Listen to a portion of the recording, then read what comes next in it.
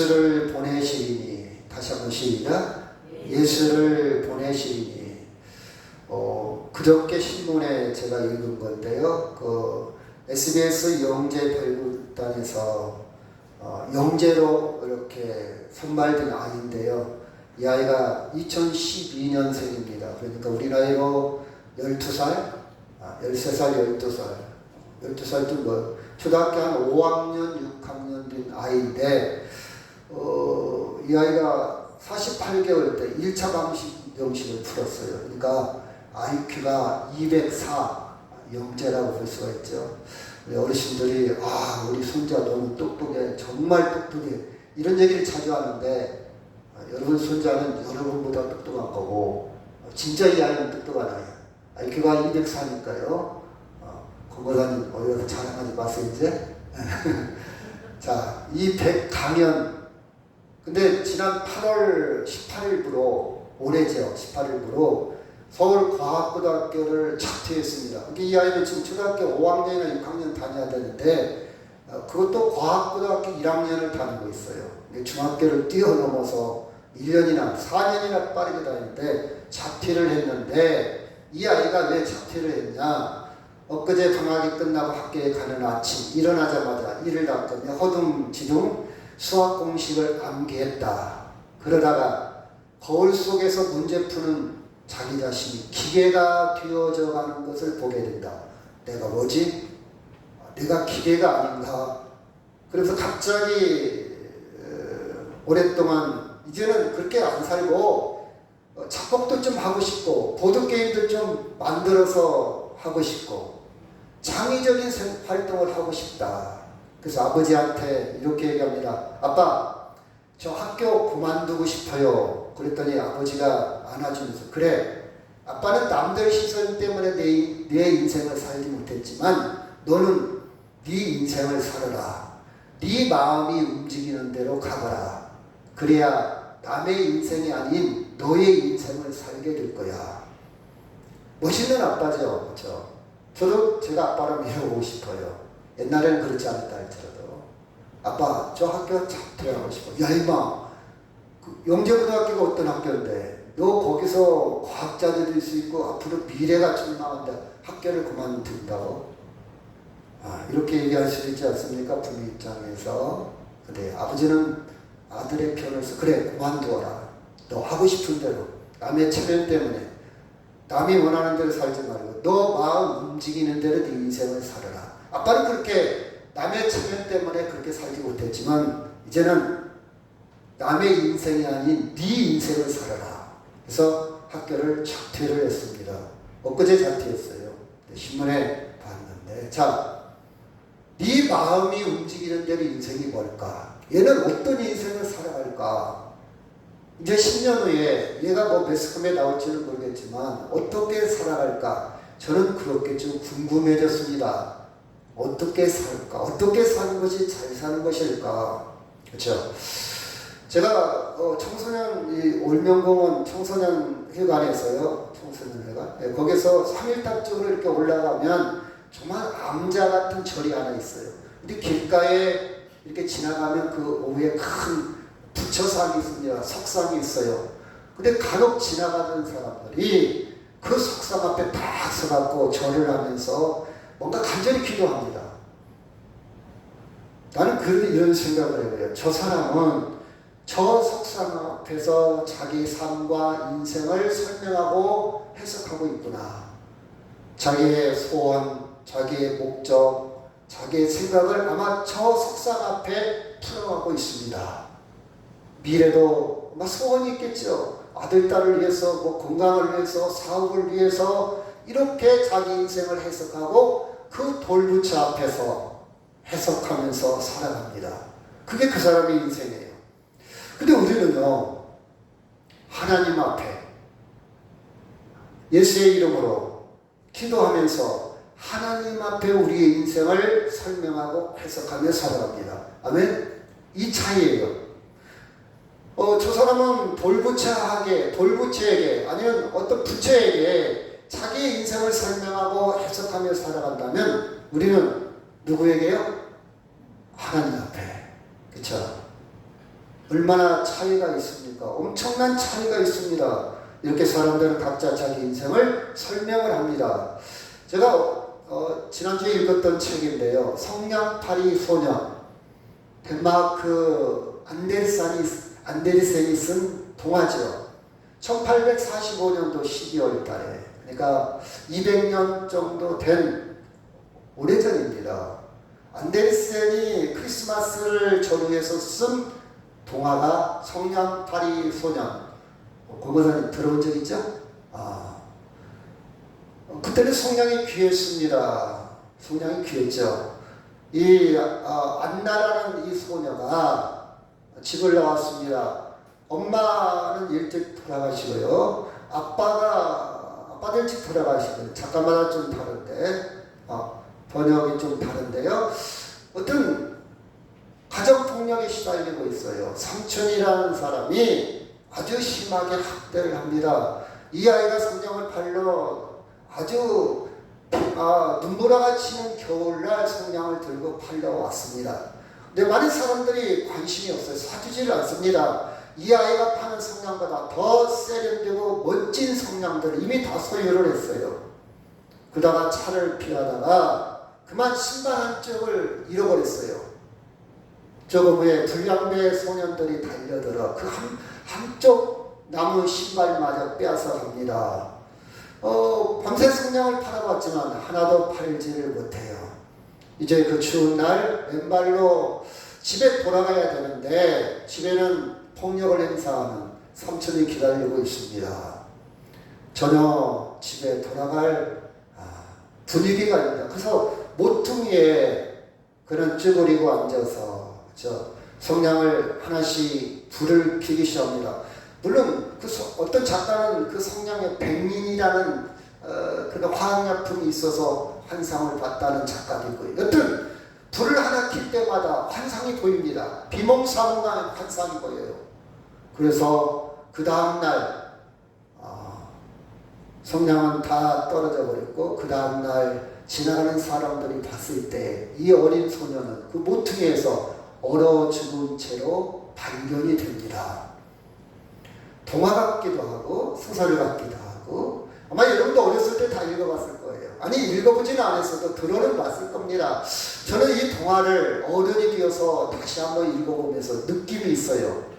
어렸을 때 읽을 때와 지금에 읽을 때는 좀 다르거든요. 이런 생각을 좀 해봐요. 이 소녀가 진작 얼어 죽기 전에 진작 성냥불을 켰더라면 왜 얼어 죽어야 됐을까? 그 많은 성냥을 갖고 있음에도 불구하고 미리 좀 켜지, 미리 좀 그 장작을 모아놓고 땔감을 모아놓고 그 성냥을 불을 핌으로 말미암아 온몸을 녹일 수도 있고 추위를 견딜 수도 있는, 왜 죽기 직전에 겨우 마지막 다 얼은 상태에서 성냥을 켜고 죽었을까? 그런 생각을 많이 하게 됩니다. 왜 그랬을까? 진작 좀 발견했더라면, 이 추위를 녹일 수 있는 불이 나에게 있다는 것을 진작 좀 발견했더라면, 불을 지펴가지고 죽지도 않을 수 있는 무기가 나에게 있다는 것을 이 안나라는 소녀는 왜 늦게 발견했을까? 일찍 좀 발견하지. 여러분이 예수 그리스도를 일찍 발견했다는 것은 복이 있는 사실입니다. 아멘. 우리는 모르고 발견하지 못하고 얼어 죽을 수도 있었어요. 그런데 우리는 하나님의 은총으로 예수 안에서 자유하는 방법, 예수 안에서 삶을 해석하고 삶을 설명할 수 있는 방법을 우리는 배웠다 이 말이에요. 그 자유를 누리시기를 주의 이름으로 축원합니다. 아멘. 제가 이제 많은 사람들한테 전도를 할 때 이렇게 합니다. 나이가 먹어가면서 우리는 건강을 잘 챙겨야 합니다. 어차피 늙어가지만 건강하게 늙어가야 됩니다. 어차피 인생은 거부할 수 없지만 건강하게, 어차피 오래 살지만 질이 문제지 않습니까? 퀄리티가 떨어지면 요양을 해서 오래 사는 것보다 건강하게 살아야 되니까 건강관리를 잘 하십시오. 이렇게 이야기를 합니다. 그 다음에 경제적인 것도 준비가 좀 되어져야 합니다. 경제적인, 그렇죠? 나이가 먹으면 베푸는 때잖아요. 내가 돈 쓰는 때잖아요. 나이가 먹어서 얻어먹는 때가 아니에요. 왜? 옛날에는 대가족 제도가 그랬어요. 옛날에는요, 같이 살았기 때문에 부양을 아버지가 손주가 밑에 사람이 위에 사람을 같이 부양하면서 가족 공동체를 이루지 않습니까? 근데 지금은요, 분화가 됐어. 시대가 바뀌었어요. 그래서 각자 책임져야 돼. 할아버지는 할아버지대로, 손주는 손주대로 각자 살아가는 거예요. 그러면 할아버지의 매력은, 그렇죠, 나이가 먹을수록 매력, 그래도 베풀어야 돼. 그래도 밥이라도 사고 뭔가 선물도 하고 해야 그래도 존재감이 있지. 맨날 얻어먹을 수는 없잖아요. 그렇죠? 그래서 경제적인 준비도 좀 필요하죠. 그 다음에 제가 언제가 그런 얘기 했잖아요. 여러분, 우리 살아가면서 감동이 말랐다고, 눈물도 마르고 웃음도 마르고 또 뭐가 말라? 설렘이 말랐어. 여러분, 설렘이 있습니까? 아이스크림 설렘 말고요. 여러분, 예배 드리러 올 때 설렘이 있습니까? 저는 설교를 준비할 때마다 설렘이 있어요. 제가 죄송합니다. 어디서 이렇게 강의를 오라는 데가 있어요. 근데 설레이지 않으면 저는 안 가요. 몇 번 가보다가 막 설레이는 데, 계속 설레이는 데 있으면 돈을 떠나서 가요. 근데 어떤 데는 1년을 해달라고 하는데 설레이지가 않으면 제가 거절을 합니다. 제가 갈 수가 없네요. 여러분, 우리는요, 설레임, 그쵸? 일상에 설렘이 좀 있어요. 감동이 있어요. 근데 감동이 없어. 그죠? 선물을 받아도 딸이 준 선물을 받고, 야, 감동이 돼야 되잖아요. 야, 이거 사왔냐? 맛있는 음식을 먹고도 감동이 없어. 감격이 없어. 와이프는 그렇게 준비를 해서 밥상을 차렸는데 그냥 입맛만 따시고 있어요. 이건 인생이 아니잖아요. 맞죠? 우리는 감동이 있어요. 감동.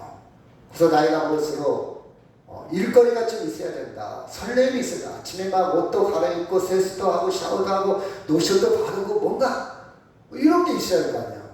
그래서 내가 좋아하는 거, 내가 행복한 거, 내가 하고 싶은 거, 그런 일상이 좀 있어야 할 거 아니냐. 맨날 집에만 TV만 안 보고 바둑만 쳐다보고 인생을 살 수 없는 거 아닙니까? 그렇지 않아요? 우리 김건희 수사님은 굉장히 삶을 변화있게 사시는 것 같아요. 이야기를 들어보면. 그렇지 않아요? 그 설렘이 필요하다. 그렇죠? 그 다음에 관계. 나이가 먹을수록 자기를 지지해주는 관계가 필요해요. 자식도 연락을 안 해. 전화도 안 해. 딸도 바빠. 그쵸? 그렇게 믿었던 친구가 죽을 수도 있고 이사 갈 수도 있어. 이 관계를 다양하게 맺어야 돼. 다양하게. 그쵸? 복합적으로. 그래서 내가 답답할 때 친구가 있고, 내가 외로울 때 친구도 있고, 내가 밥 먹고 싶을 때, 나올 수 있는 친구가 있고, 밥 먹고 싶고 내가 돈을 써서 내가 밥 사고 싶은데 한 명도 없어. 다 바쁘대. 안 나온대. 왜 안 나온지 아십니까? 내가 중요하지 않으니까 안 나온 거예요. 그렇다면 반대로 내가 평소에 투자하지 않았다는 거예요. 관계가 약하다는 거예요. 내가 중요한 사람이 와요. 그 사람이 시간 쪼개고 나와요. 근데 내가 밥 산다고 해도 안 나와. 그건 너한테 그렇게 중요성을 못 느낀다, 그런 뜻이에요. 제가 우리 딸한테 충격받은 일이 하나 있어요. 한 5년 전인가요? 제가 전화를 딱 해요. 아들이랑 큰딸 전화하면, 야, 별일 없냐? 그러면 별일 없어요. 그래요. 근데 우리 막내딸이 나한테 충격을 줬어요. 아빠, 왜 별일이 없겠어? 별일이 있지. 근데 아빠하고 전화하면 아빠는 가르치려고 설교하려고 잘난 척하니까 빨리 끊고 싶어서 별일 없다고 그런 거예요. 아빠가 그렇게 중요성을 못 느꼈다는 뜻이겠죠. 그렇죠? 그때부터 제가 각성을 했어요. 그렇구나. 그리고 조금 중요한, 그렇죠? 조금 내가 인지도가 있으면 전화가 올 것 같아요. 그렇지 않습니까, 여러분? 그래서 우리는요, 이 관계가, 정말 소중한 관계가 있으면 노년에 건강하게 잘 살아갈 수가 있습니다. 그렇죠? 여기까지. 자, 여기까지. 이 땅에서 잘 살아. 근데 그 다음에 제가 한 가지 더 얘기할게요. 영성 문제. 여기까지는 이 땅에서 잘 살아갈 수 있어. 내가 이 땅에서 재미있게. 이 땅에서 잘 나가. 그 다음은. 그러면 당신의 죽음은 어떻게 해서 올 것이냐. 당신의 삶은, 여러분 건강했던 사람이 갑자기 건강을 잃어버릴 수도 있어요. 돈 있던 사람이 갑자기 돈이 다 날아갈 수도 있어요. 관계가 하루아침에 망가질 수도 있어요. 일거리가 하루아침에 없어질 수 있어요. 그럼 그 삶을 어떻게 해석할 것이냐, 어떻게 설명할 것이냐. 그래서 영성이 중요하다. 나이가 먹을수록 하나님과의 관계, 그리고 더 나아가서 죽음의 문제가 닥칠 터인데 잘 사는 것도 중요하지만 어떻게 내가 죽음을 맞이할 것인가, 이 문제를 설명하고 해석하기 위해서는 뭐가 필요하다고요? 뭐가 필요하다고 권혜숙 권사님? 문희일사님.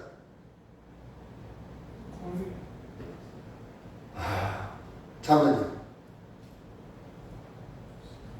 자, 삶의 건강도 돈도 관계도 일거리도 중요한데 이것이 무너질 수도 있다고 했죠. 순식간에 예측하지 못한 상황 속에서.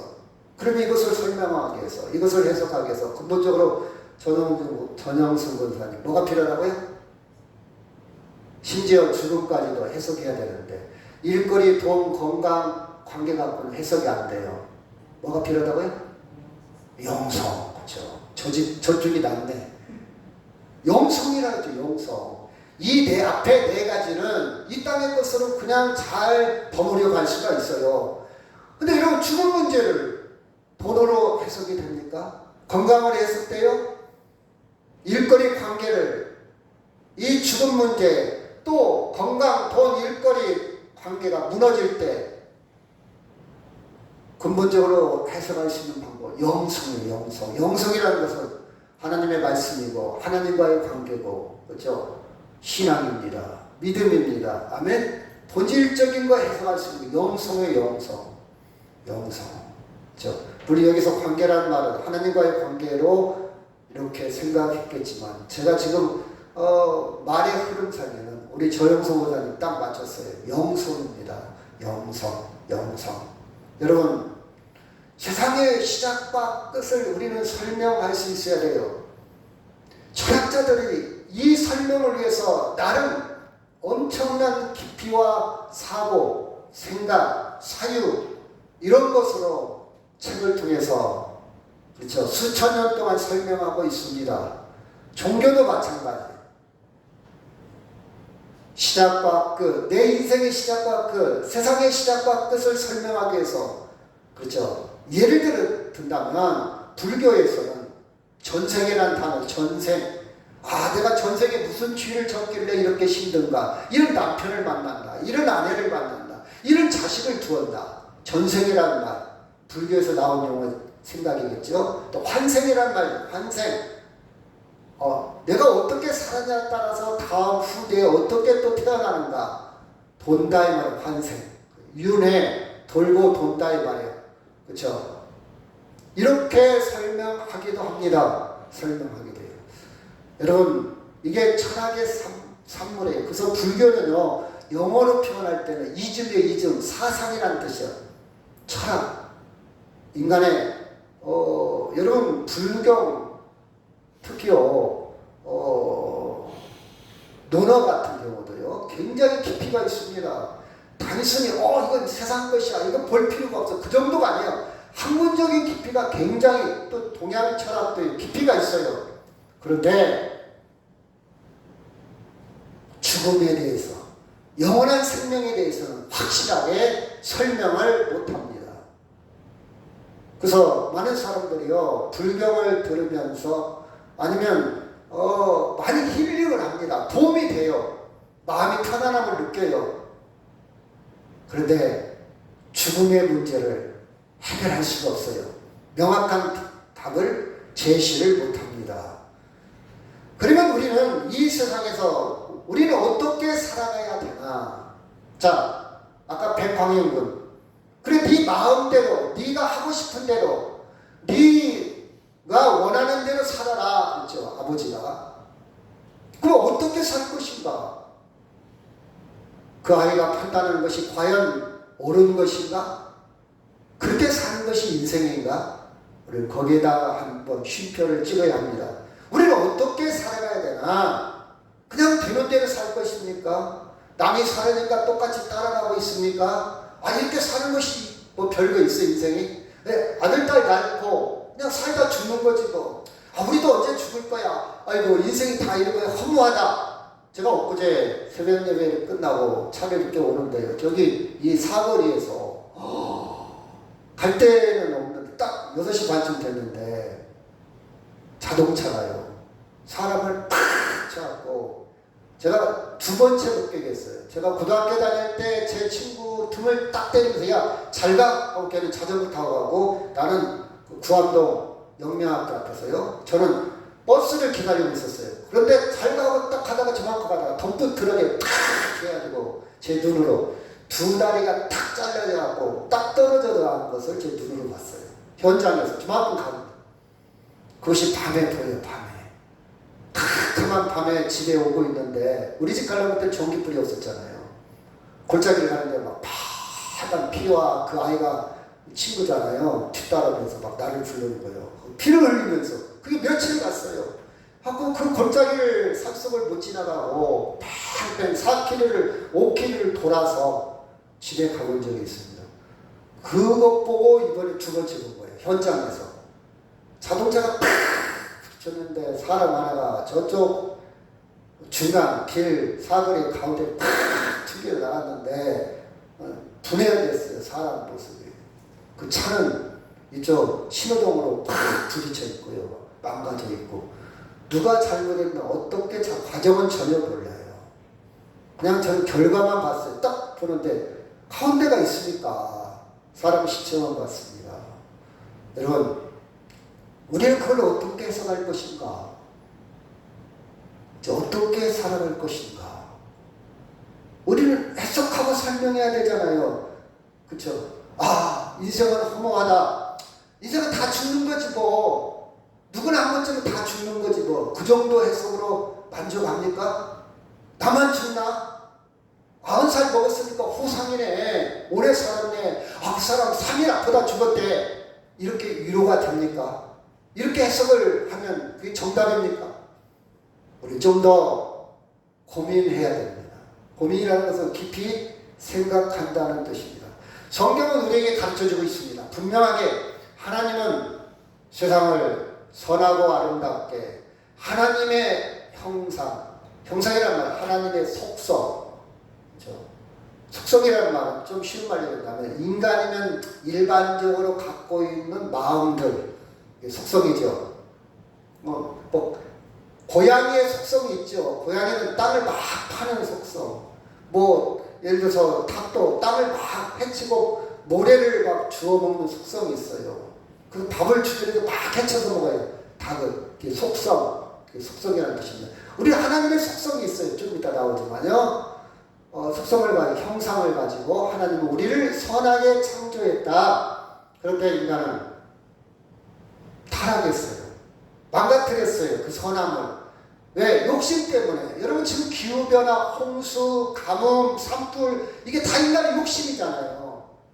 욕심 때문에 조금만 더워도 에어컨 틀이하고 선풍기 돌리하고 옷을 수십 번 있어 또 사고 신발이 몇 번 있는데도 떨어지도 않는데 또 사. 욕심이에요. 욕심. 거기에 결과가 어떻게 됩니까? 탄소를 계속 만들어가는 탄소. 그 탄소가 이제 너무 많아가지고 기후가 변하고 얼음이 녹고 홍수가 나고 그렇죠? 균형이 깨지는 거예요. 그 욕심 때문에 하나님처럼 되려고 하는 욕심 때문에 질서가 망가진 거예요. 이걸 타락이라 이렇게 표현해요. 타락. 하나님은 내버려 두지 않고 우리를 선택하사 다시 구원의 계획을 세워서 예수님을 통해서 그 구원을 성취합니다. 십자가를 통해서. 십자가는 죄의 값의 형벌입니다. 우리 죄값을 다 청산해 버리는 거예요.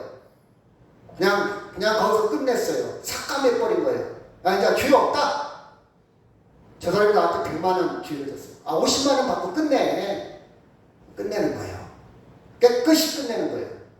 이것이 예수님이 십자가를 통해서 죽으심을 통해서 우리 대신 죽었어. 죄의 값은, 죄의 결과는 죽음이잖아요.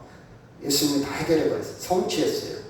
그리고 이제 예수님이 그 성취된 것을 다시 오셔서 완성을 합니다.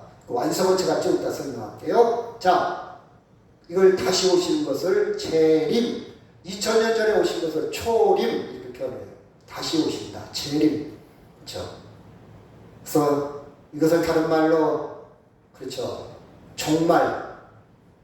예수님 오실 때까지 끝을 향해서 다시 오실 때까지 마무리를 위해서 오실 때까지 종말을 향해서 이것이 대표적인 예로 본보기로 부활을 통해서 우리에게 보여주었습니다. 자, 같이 한번 읽을까요? 시작.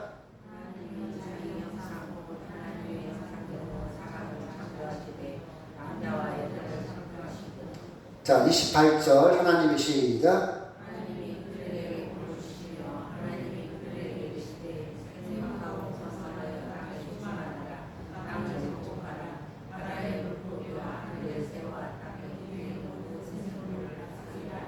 거기까지요. 그러니까 하나님의 형상을 입었다는 것이 28절에 그대로 나타났죠. 예를 들어 봅시다.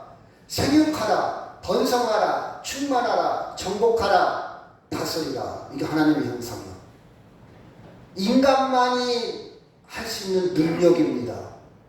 하나님의 형상이 없는 동물은요, 다른 동물들은 이런 능력이 없어. 형상이 없기 때문에. 근데 우리에게는 하나님의 형상이 있기 때문에 뭐 할 수 있다고요? 생육하고 번성하고 충만하고 정복하고 다스릴 능력까지 다스리. 여기 다스리다는 말이 그렇죠.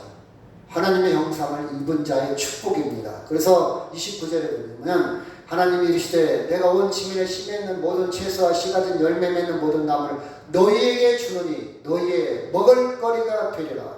하나님의 축복입니다.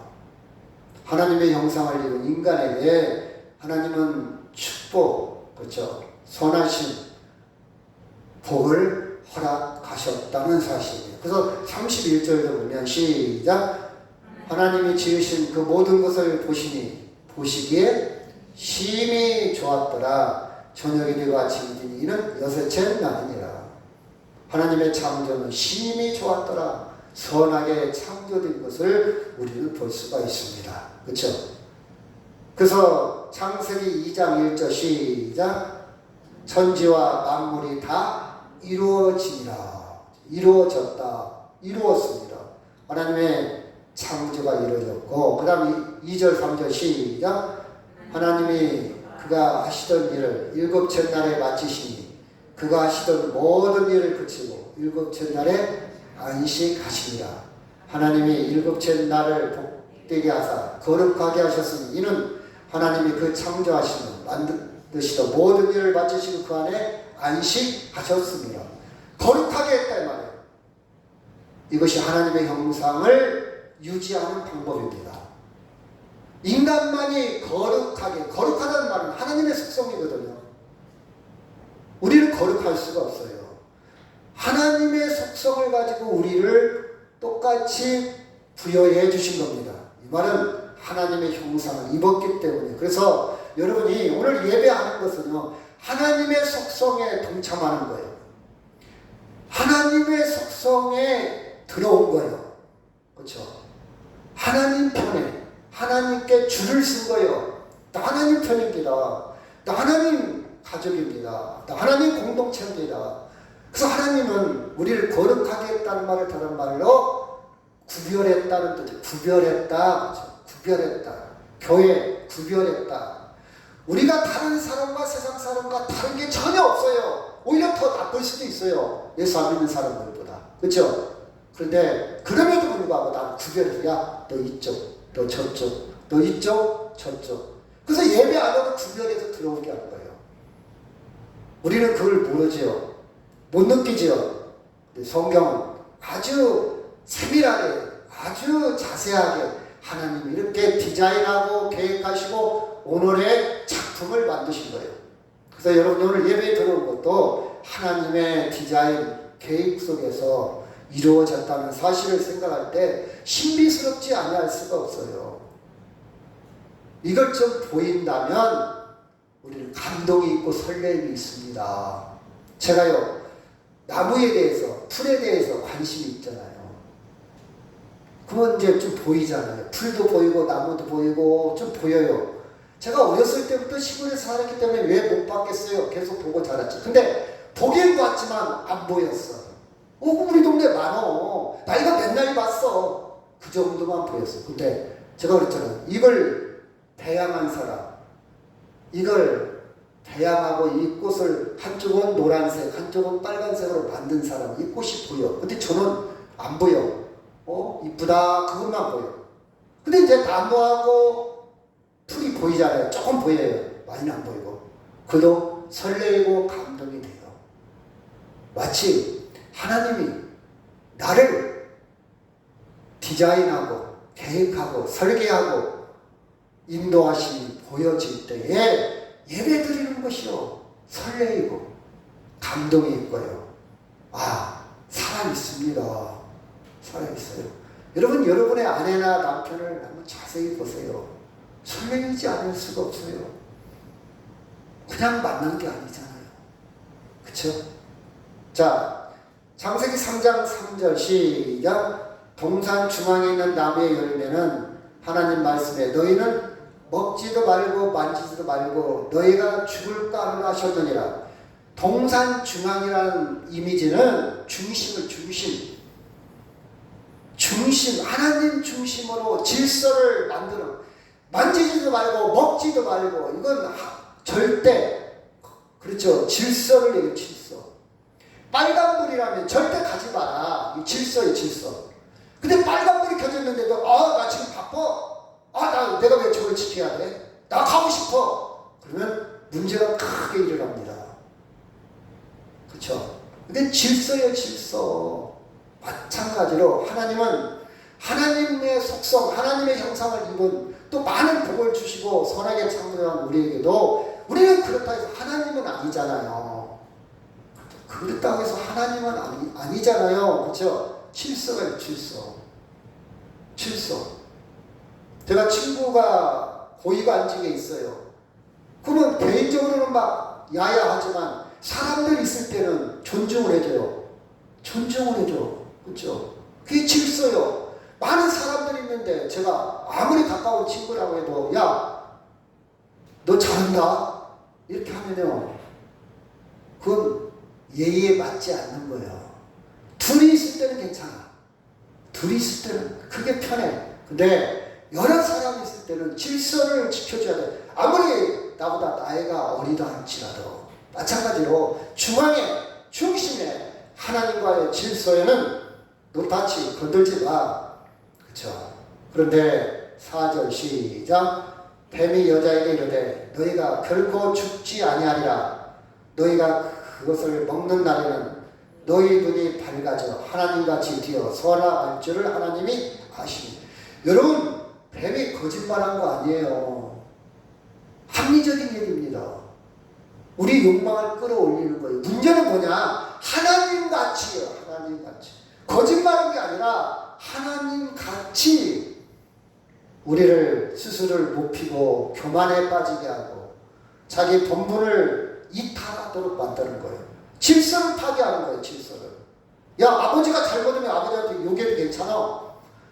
교수가 잘못해? 교장이 잘못해? 욕하고 덤비잖아요.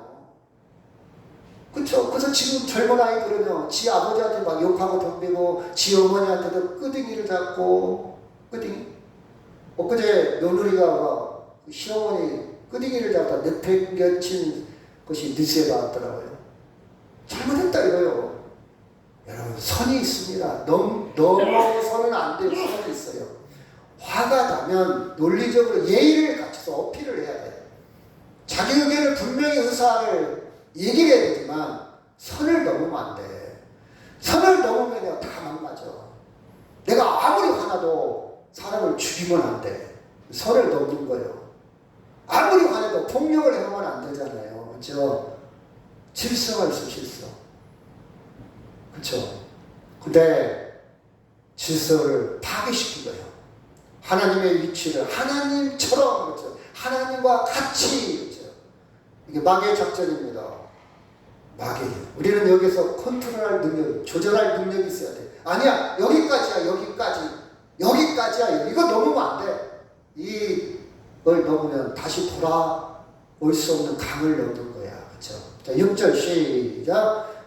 여자가 그 나무를 본즉 먹음직도 하고 보암직도 하고 지혜롭게 할 만큼 탐스럽기도 한 나무인지라. 여자가 그 열매를 따먹고 자기와 함께 있는 남편에게도 주매 그도 먹은지라. 이 질서를 파괴하는 것은요 아주 합리적입니다. 매력이 있습니다. 여러분 예수 안 믿을 때요 매력 있어요. 예수 안 믿는 거요 굉장히 합리적입니다. 야 주일날 뭐들 예배드리고 그 더운 날 거기 앉아있냐. 너 즐겨. 애들하고 놀러가. 얼마나 체험하고 즐길 수 있는 놀거리 일거리 먹음직하고 보하고 세상에 널렸는데도 돈 있잖아. 돈 나눠 놀러가잖아. 그거하고 즐기지. 누구로 예배를 야 2000년 전에 하나님을 믿는다고 거기에 앉아있냐. 이게 마귀의 작전이에요. 마귀의 작전이에요. 먹음직해요. 보암직해요. 매력적이고 합리적이고 합당합니다. 그 말이 맞은 것 같아. 그래? 그쵸? 그쵸? 우리는 하나님처럼 하나님을 무시하는 것은요 예배하지 않는 것은요 하나님처럼 된 거예요. 아니 내가 예배할 사람이 누가 있어? 내가 왕인데 내가 주인인데 누구한테 내가 예배를 해? 내 마음대로 사는데 내가 돈 벌어서 내 마음대로 사는데 무슨 예배에 얼어 죽을 예배요. 하나님처럼 된 거예요. 하나님처럼. 자 창세기 4장 16절 시작. 또 여자에게 이르되 내가 내게 임신하는 고통을 크게 더하리니 네가 수고하고 자식을 낳을 것이며 너는 남편을 원하고 남편은 너를 다스릴 것이니라 하시고. 그렇죠? 심판. 그렇죠? 너는 임신의 고통과 수고 자식을 낳을 것이다. 남편을 원하고 남편은 너를 다스릴 것이다. 제가 엊그제 누구를 만나요? 이름은 하도 사람을 많이 만나니까요. 제가 공원에 가면 10명을 만난다 했잖아요. 맨날 새로운 사람이에요. 맨날 처음 써요. 근데 자기가 기억이 안 나요. 하여튼 뭐 이름도 기억하고 누구도 모르니까 얼굴도 자세히 안 보니까 대화만 하니까요. 이런 얘기가 기억이 나요. 갑자기 이 말씀 보니까 이혼하지 않게 참 잘했다. 그 말 하는 분이 기억이 나요. 자기 친구가 이혼했대요. 근데 그렇게 말했대요. 너 이혼하지 말아라. 이혼하지 말아라. 물론 이게 정답은 아닙니다. 반절은 맞고 반절은 틀릴 수도 있어요. 착한 이혼이라는 것도 있어요. 차라리 이혼하는 것이 낫다. 그런 것도 있거든요. 그렇죠? 근데 그 말도 듣고 제가 가족학을 조금 공부했으니까 조금 생각이 나더라고요. 그래요. 여자는 혼자 살기에는 그렇죠? 보이지 않는 도와주는 사람, 헬퍼, 옆에서 서포트하는 사람, 옆에서 조력자가 필요한 것이 여자의 생리인가 보다. 그런 생각이 좀 들더라고요. 성경을 알으니까. 뭐라 했습니까? 남편을 원하고 그랬어요. 남편이 필요하구나. 남자가 필요하구나. 그런 생각이 좀 들더라고요. 다 맞는 건 아니에요. 근데 그런 뜻도 있다 이 말이에요. 이게 심판의 결과입니다. 여자가 남편의 도움이 필요한 것이 사실이다 이 말이에요. 17절 시작. 아담에게 이르시되 네가 내 아들 내 아내의 말을 듣고 내가 내게 먹지 말라 한 나무의 열매를 먹었은즉 땅은 너로 말미암아 저주를 받고 너는 평생에 수고하여 그 수산을 먹으리라. 땅이 내게 가시덤불과 웅키를 낼 것이다. 네가 먹을 것은 밭의 채소였죠. 그렇죠? 19절 시작. 네가 흙으로 돌아갈 때까지 얼굴에 땀을 흘려 먹을 것을 먹으리니 네가 그것으로 취함을 입었습니다. 너는 흙이니 흙으로 돌아갈 것이냐 하시니라. 봐봐요. 자, 땀을 흘려야 된다. 노동을 해요. 수고. 왜 이렇게 풀이 잘나? 심판의 결과입니다. 근데 거기보다는 이걸 한번 보세요. 흙이니 흙으로 돌아갈지라. 이게 굉장히 큰 심판입니다. 여러분, 우리가 흙을 빚어서 하나님의 생기를 얻어요. 하나님의 형상이 들어가는데 하나님의 형상이 빠져버리면 뭐밖에 남아요? 흙밖에는 안 남아. 이게 심판이야. 예수 안 믿는 사람들은 뭐밖에 안 남는다? 흙밖에 안 남아. 하나님의 형상이 빠졌어. 하나님의 생명이 빠졌어. 근데 우리는 예수님을 통해서 하나님의 형상을 회복했다 이 말이에요. 아멘? 심판은 이뤘지만 우리 예수님을 통해서 하나님의 형상, 하나님의 생명을 얻었다 그 뜻입니다. 자, 결과 어떻게 되냐? 4장 8절에 넘어가서 시작. 가인이 그 아우 아벨에게 말하고 그들이 들에 있을 때 가인이 그 아우 아벨을 쳐 죽이니라. 전속 살인. 형제가 형제를 죽입니다.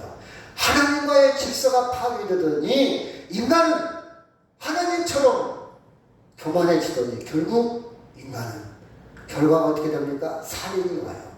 하나님 없는 인생, 결국 인간은 자기 잘났다고, 자기가 똑똑하다고 망가질 수밖에 없습니다. 자, 여기 아벨과 가인이 나오는데 누가 심판을 받은 겁니까? 누가 심판받았어요? 여러분, 세상 사람들의 척도 기준은 가인이 죽었으니까, 아벨이 죽었으니까 아벨이 심판받았다고 생각할 수 있어요. 우리는 아벨이 아니라 누가 심판받았다고요? 가인. 가인은 그때부터 하나님과 멀어지고, 가인은 그때부터 마음에 고통을 당하며 그게 심판이에요. 여러분, 심판이라는 것이 돈이 없어, 취직이 안 돼, 승진을 못했어, 나 가난해, 병들었어, 이건 세상 사람들의 기준이고, 진짜 심판은 뭐냐? 하나님이 없는 거예요. 하나님이 없는 거. 하나님의 형상을 잃어버린 거. 흙에서 끝난 거.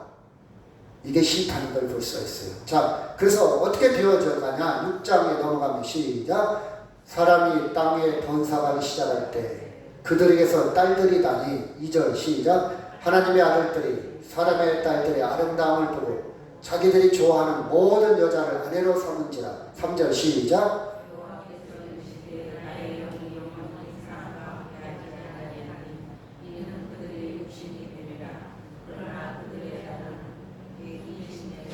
자, 여기서 심판이 와요. 사람이 땅 위에 번성하기 시작할 때 그들에게서 사람의 딸들이라. 근데 2절은 하나님의 아들들과 사람의 딸을 구분을 했어요. 하나님의 아들들은 하나님을 섬기는 형상을 되찾은 사람을 하나님의 아들들이라고 그러고, 사람의 딸들이라는 것은 하나님이 없는 사람들, 흙만 있는 사람들, 육체만 있는 사람들. 근데 그렇게 어떻게 되냐? 섞이기 시작합니다. 하나님의 아들들조차도 세상의 기준, 세상의 문화로 섞여요. 예수 믿는 사람이 예수 안 믿는 와이프를 만나서 예수 안 믿게 되는 경우가 많죠. 단순히 그런 예지만 여기서 은유적인 표현은 이제 하나님 없이도 된다. 이것이 만연 유행 트렌드가 되는 거예요. 그래서 3절에 보니까 나의 영이라는 말은 하나님의 형상이 영원히 사람과 함께 하지 않는다. 이것이 심판의 결과입니다. 근데 몇 년이냐? 120년.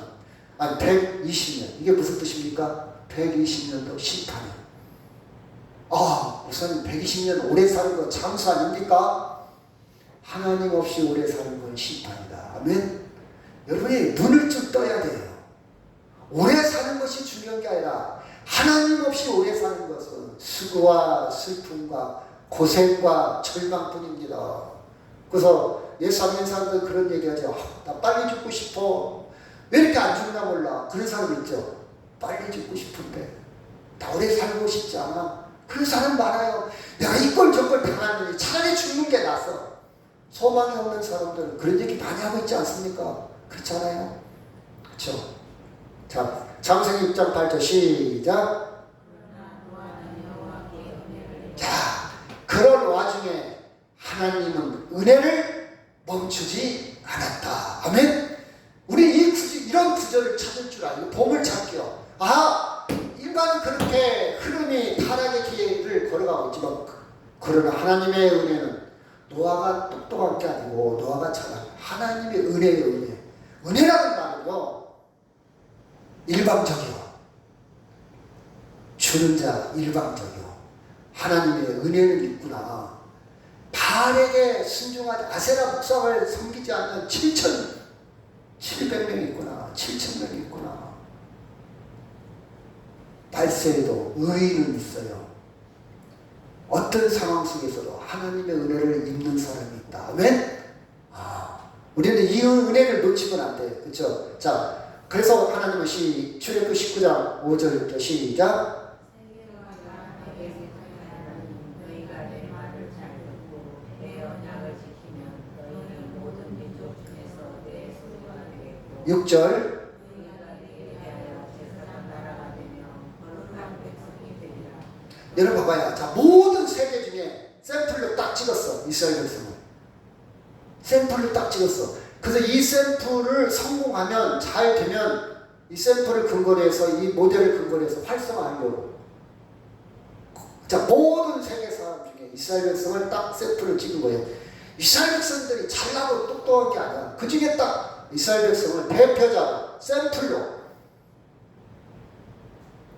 그쵸? 하나님은 선택의 계획을 세운 거예요. 구원하기로 계획을 세운 거예요.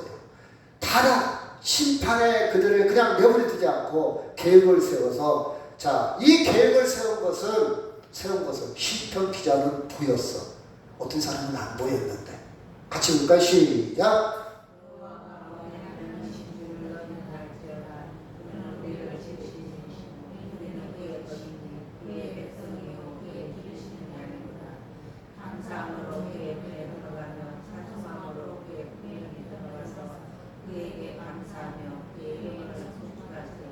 아멘. 고대인이지만 하나님이 보인 거예요. 하나님의 은혜를 본 거예요. 고대인, 원신이지만 하나님이 우리를 택하신 것을 보인 거예요. 제가 그랬잖아요. 아르키메데스가요 3.14 원주의를 발견했어. 그 수학자고 철학자입니다. 제가 고대 철학을 읽으면서 깜짝 놀래요. 야, 이건 원시인인데 말이야. 어떻게 이걸 발견했냐. 여러분, 부피를 내려면 3.14를 모르면, 공학 계산에서 3.14를 모르면 계산이 안 돼. 어떻게 이걸 발견했냐. 머리가 그렇게 좋은가? 나는 현대인이잖아요. 진화론에서 말할 때 가보다 훨씬 진화됐잖아요. 나는 도저히 알 수가 없어. 현대인은 불가. 그렇다면 걔는 똑똑해서 원리를 발견했다면, 나는 원리를 발견한 능력이 없다면 걔가 만들어 문제를 풀어야 할 거 아니야. 현대인이니까. 근데 그 문제도 안 풀고 잠이 와? 잠자? 수학처럼 쉬운 게 어딨어? 수학처럼 쉬운 게 어딨냐고. 저는 수학이 가장 쉽다고 생각해요. 왜? 공식대로 하면 답이 나오거든. 공식대로 하면 답이 나와요. 그래서 제가 수학 맨날 100점 만에 그건 절대 아니고요. 저희 머리가 나빠요. 근데 쉬워요. 여러분 봐봐요. 공식대로 하면 되는 거예요. 고대인이 하나님의 은혜와 택하심이 보인 거예요. 그러면 저나 여러분 현대인이잖아요. 그 고대인보다 많은 역사와 많은 흔적과 예수님의 흔적, 예수님의 발자취가 많이 있잖아. 그러면 고대인처럼 예수님도 만나보지 못한 고대인도 발견했다면, 난 이 시인보다 머리가 안 좋아. 그러면 현대 신약까지 읽어가고 있는 우리는 예수님의 은혜를, 내가 누구인지를 발견해야 돼? 아니면 발견 못해도 잠만 자야 돼? 권건사님, 발견해야지. 난 원주의를 이해를 못한다니까. 3.14를 몰라. 그냥 만들어 놓은 공식은 이해를 할까요? 그 공식은 그대로 대입해서 문제는 풀이야 할 거 아니야. 야, 저는 성경을 보면서 그런 생각을 많이 해요. 그런 생각을 해요. 자, 말라기 3장 1절 시작. 만군의 여호와가 이르노라. 보라, 내가 내 사자를 보내리니 그가 내 앞에서 길을 준비할 것이요, 또 너희가 구하는 바 주가 갑자기 그의 성전에 임하시니 곧 너희가 사모하는 바 언약의 사자가 임하실 것입니다. 예수님에 대해서 예언을 했어요. 예수님을 통해서 구원을, 예수님을 통해서 우리의 타락한 우리를 구원하기로 작정하시고 설계하시고 준비하셨다 이 말이에요. 그래서 자, 마태복음 3장 16절 시작. 예수께서 세례를 받으시고 곧 물에서 올라오시세 하늘이 열리고 하나님의 성령이 비둘기같이 내려 자기의 임하시는 것을 보시더니 하늘로부터 소리가 있어 말씀하시되 이는 내 사랑하는 아들이요 내 기뻐하는 자라 하신다. 예수님을 통해서 성취합니다. 구원을 성취해요. 그래서 요한복음 19장 30절 시작. 예수께서 포도주를 받으신 후에 이르시되 다 이루었다 하시고 머리를 숙이니 영원히 떠나가십니다. 우리의 구원을 다 이루었다. 타락한 우리를 하나님이 다시 계획을 세웠는데 그 계획의 성취를 누가 다 이루었다? 예수님이 다 이루었다. 우리는 이걸 볼 줄 알아야 됩니다. 그럼 우리는 어떻게 살 것인가? 자, 제가 이렇게 그림을 설명했어요. 옛날에는요, 합격자 발표를 했어요. 합격자 발표할 때 컴퓨터가 없었던 시대라 큰 벽보에다가 써놨어요. 이 그림은요, 조선일보에 나온 건데, 서울대학교 합격자 발표. 그 전날부터 운동장에서 큰 벽보를 붙여요. 사람이 너무 많이 밀려오니까. 그 전날에 돗자를 피고 잠을 잤대요. 그걸 빨리 보려고. 그래갖고 벽보 붙이는 순간에 사람들이 모여드는 거예요. 탁! 하고 한쪽에서는 막 만세가 터져 나오고 한쪽에서는 막 대성통곡하고 그런 장면이 있었대요. 저도요. 옛날에 대학원 시험을 봤는데 벽보를 딱 봤어요. 제 이름을 이렇게 찾는데 없어. 아이고 떨어졌구나 하고 집에를 가려고 교문까지 그만 나오다가 고개를 숙이고 나오다가 가만히 있어요. 내 친구도 같이 봤는데 그 친구는 됐을까? 같이 떨어져야 위로가 되잖아요. 그쵸? 하여튼 확인을 해야 할 거 아니에요. 이렇게 수험번호가 있고 이름이 있고 수험번호가 이름이 있으니까. 하고 다시 봤어. 다시. 그래서 그 친구 이름 딱 쳤는데 거기에 누구의 이름이 있다고요? 이름이 있어. 저는 번호를 밑으로만 이렇게 봤는데 옆으로 돼 있더라고요. 옆으로. 프린터기가 옆으로 돼 있어요. 내 이름이 있는 거예요. 그래서 다시 확인하고 다시 하고 교무실 가서 합격증 받고 다시 나왔어요. 만약 그냥 친구 생각하자고 집에 갔더라면 저는 떨어질 줄 알고 등록 안 했을 거야 아마. 지금도 생각하면 아슬아슬해요. 1년을 기다려야 되니까. 자, 합격자 발표했어요. 합격했습니다. 합격했어. 응. 근데 아직 학생이 교회 안 돼요? 교회 아니요. 아직? 발표한 날부터 학생이에요? 우리 저기 장로님 정식으로 아니죠? 발표는 했잖아. 언제부터 학생이야? 입학식이에요. 입학식. 행정적으로 등록 기간에서 등록하고 입학식 할 때 딱 도장을 찍어줘. 합격자 발표. 합격을 했어요. 이제 이게 변동은 없어요. 이제 합격했으니까 입학식 하는 날, 이것이 지금 우리가 살고 있어. 우리는 이미 구원 받았어. 구원 받았지만 예수님 오셔야 완성이 돼. 예수님 오시는 것이 입학식이야. 구원 받았지만 아직도 부족한 것도 있고 죄도 짓고 아직도 연약해 온전치고 이게 교회 시대예요. 교회 시대. 우리는 교회 생활을 통해서 예수님 오실 때까지 기다리는, 입학식 할 때까지 기다리는 거예요. 합격자 발표는 끝났어. 이미 구원을 받았어. 우리 하나님 백성이 되었어. 하나님 자녀가 됐어. 근데 입학식이 사람마다 다 달라. 우주적인 종말도 있지만 개인적인 종말도 있어요. 죽는 날이 입학식이요. 죽는 날이 새로운 시작의 날이요. 제가 그랬잖아요. 계란이 깨지는 날은 병아리가 태어나는 날이야. 아멘? 계란 입장에서는 깨지는 날이지만 그날은 병아리가 태어나는 날이야. 육신적으로 죽지만 하나님의 절대적인 생명에 들어가는 날이 죽는 날이야. 우리가 이것을 해석할 줄 알고 설명할 줄 알아야 돼요. 지금은 합격자 통지서만 받았어. 인터넷 확인하니까 합격자 명단에 들었어. 문자로 왔어. 합격했다고. 근데 아직 입학식을 안 했어. 아직 입학식 할 때까지는 정상적인 학생 신분이 아직은 아니야. 아직은. 아직은 아니라요. 그렇죠? 그것이 교회 시대입니다. 교회 시대. 자, 교회 시대는 어떻게 살 것인가? 마태복음 28장 16절 시작. 제자가 갈릴리에 가서 예수께서 지시하신 7절. 예수를 배웠고 경배하나 아직도 심한 사람들이 있더라. 예수께서 나와 말씀하여 이르시되 하늘과 땅의 모든 권세를 내게 주셨으니 19절. 그러므로 너희는 가서 모든 민족을 제자로 삼아 아버지와 아들과 성령의 이름으로 세례를 베풀고 내가 내가 너희에게 명령한 모든 것을 가르쳐 지키게 하라.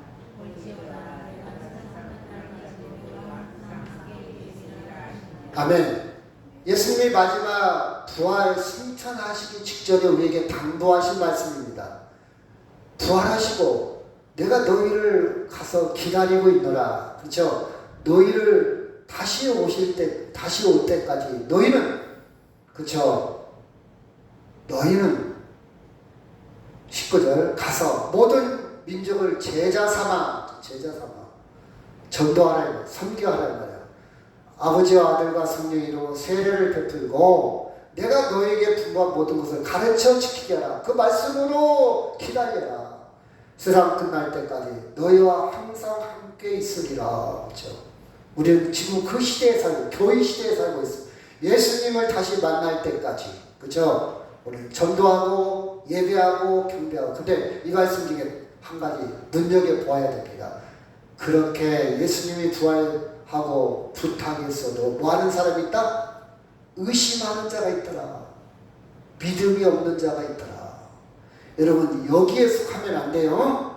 여러분은 경배하고 마지막까지 승리해야 되는 줄 압니다. 그러므로 시작.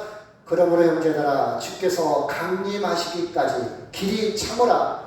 보라 농부가 땅에서 따는 귀한 열매를 바라고 길이 참아 이른 비와 늦은 비를 기다리나니 너희도 길이 참고 마음을 굳건하게 하라. 주의 강림이 가까웠다. 주님 만날 날이 가깝다.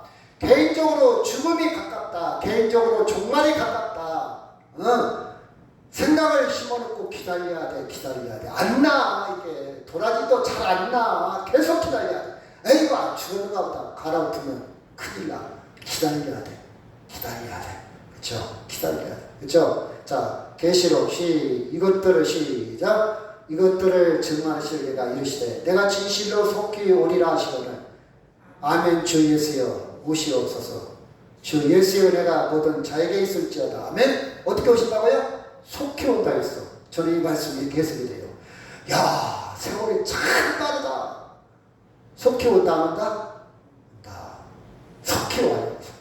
물론 이때 당시에는 너무 핍박이 심해서 위로의 말씀도 되지만 개인적으로도 왜 이렇게 세월이 빨로 속히 와요. 나 하나님 만날 날, 주님 만난 날 속히 만나는 사람 잊어버리면 안 돼요. 잃어버리면 안 돼요. 여보 미안해, 여보 잘못했어, 여보 사랑해. 울고짜고 하지 마. 지금 세월이 빨라. 지금 감동도 있고 설레임도 있고 그렇게 살아야 돼. 하루 백년 사는 거 아니에요. 지금 여러분 우리는 예수 믿는 사람 하나님만 성경을 전하여 되기를 주의 이름으로 축원합니다. 우리 이 말씀하고 마치도록 하겠습니다. 시작. 예수께서 나와 말씀하여 이르시되 하늘과 땅의 모든 권세를 내게 주었으니 그러므로 너희는 가서 모든 민족을 제자 삼아 아버지와 아들과 성령의 이름으로 세례를 베풀고 내가 너에게 분부한 모든 것을 가르쳐 지키게 하라. 볼지어다 내가 세상 끝날까지 너희와 항상 함께 있으리라 하시니라. 아멘. 다 같이 동서로 기도합니다.